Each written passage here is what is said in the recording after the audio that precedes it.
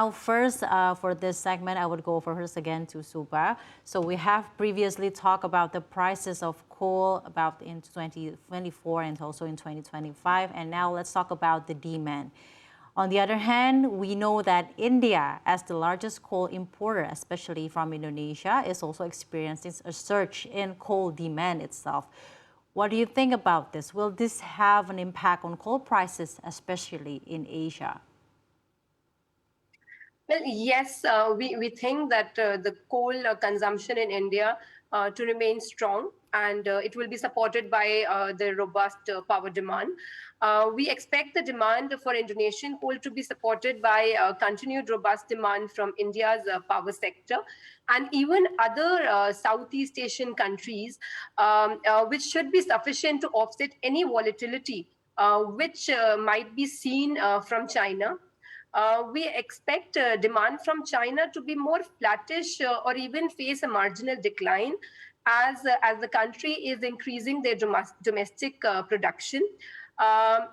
In China, the reversal of pandemic restrictions is boosting the economic activity. But at the same time, the coal demand might be partly offset because of the rising domestic supply and also a gradual resumption of imports from Australia. And hence, we think that India would be the main driver for the Indonesian demand for Indonesian coal. So there's such a dynamics about the demand and supply for the coal production, also coal demand, also coal supplies. But as you said before, India, as the second largest coal consumer in the world, also has increased its production capacity, as we've known. Will this actually reduce coal prices? As you said before, in 2024, it will turn into $90. Well, we expect India's coal consumption to nevertheless remain strong in the near term. We did see India's coal imports increased by 58% in 2022, and this was despite them increasing their own coal supply by 11%. This was because the power demand in India grew by 8%. Yeah. So we think that in India, it will be in the medium term that their domestic coal production would continue to increase, but this would have a more meaningful impact only in the medium term. In the near term, we think India's coal consumption should remain strong, driven by their robust power demand. Right, but in the other hand, if we've also known that the World Bank also said that the coal price could decline further if the global economic slowdown is worse than expected, as we know, or if China and India also suffers from economic slowdown, Shubha. And as the biggest consumers, also they are reducing their demand in the other hand. Do you think this means that coal sector is no longer attractive in a medium or probably in the long term? We agree that the demand from India would be critical for the seaborne coal market, and we expect that it would be robust from India and Southeast Asian countries, which would offset any kind of volatility which we may see from China. We do expect that demand from China would be more flattish in the near term, but our base case remains that India's demand would remain strong enough to offset any kind of volatility which we may see from China. But as you mentioned, that in case the economic slowdown is worse than our expectation, we view this as a potential risk. But this is not our base case. For our base case, we think that India's demand would be strong enough to support any kind of volatility if we may see from China. And with this good sentiment from India, because you said that India's demand for coal is remaining robust, you still think that in 2024 the coal price will be optimistically at $90, or there will be another some sort of bright side that it will be increasing in 2024, probably going into $100 again, or probably going back again at the level of 2022?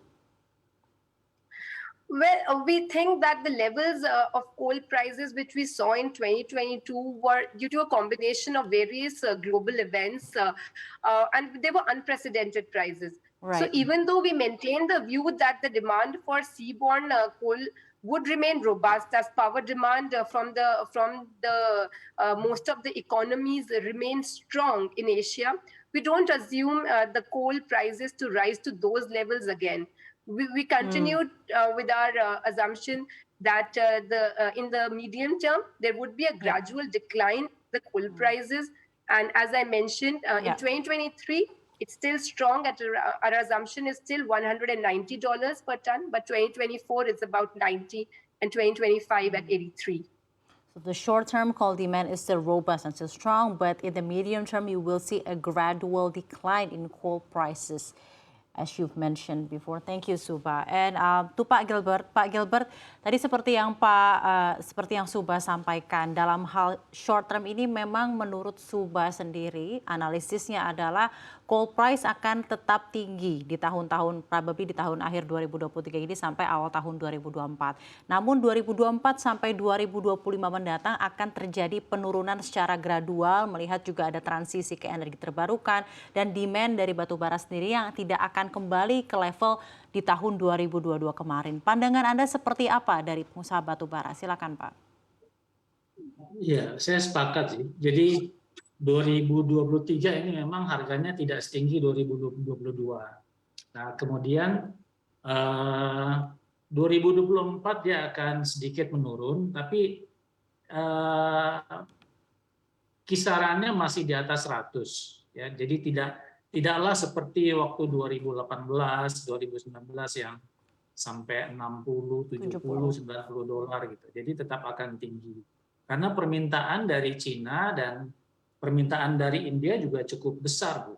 Kalau kita bicara World Bank ya yang bilang bahwa harga akan turun karena pertumbuhan ekonominya rendah atau slowdown ekonomi. Saya pikir ya bisa aja terjadi karena kalau ekonominya slow down, pasti industri-industri kan juga slow down ya. Jadi mungkin begitu juga dengan permintaan batu bara. Permintaan batu baranya juga pasti akan